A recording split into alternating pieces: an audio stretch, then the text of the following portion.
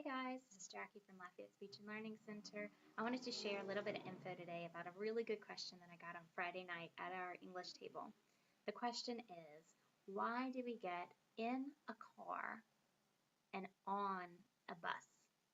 So, the answer to that question is related to the meaning of these words. Now, typically we're not taught that these words have a whole lot of meaning and that we need to just kind of memorize them. But the meanings of in and on have distinct complex meanings.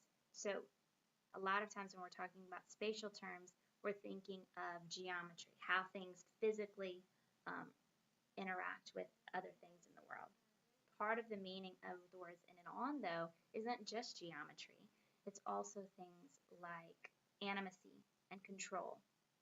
So that active thing that you're sort of focused in on in that spatial term, like you being in the car or on the bus, that person that you're sort of looking at and paying attention to, that person's level of control of the situation and being able to freely move about depends on what type of vehicle they're in, what type of transportation they're in. So in a car, imagine yourself sitting in a car. You have your seatbelt on.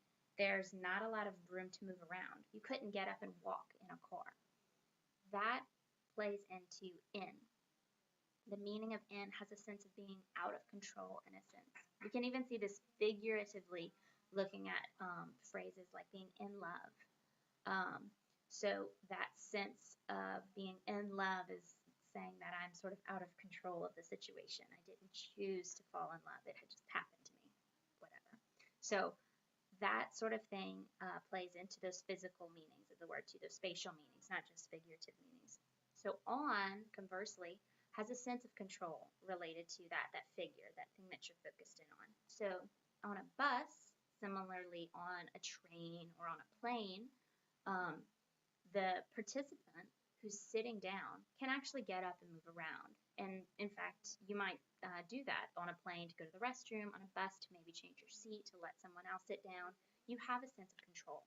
And so you're also going to be more likely to use the word on as your prepositional choice for that issue. So I just wanted to share that. If you find this interesting, let me know. If you have any other questions, email me, LafayetteSpeechLearningCenter@gmail.com, or send me a message on Facebook.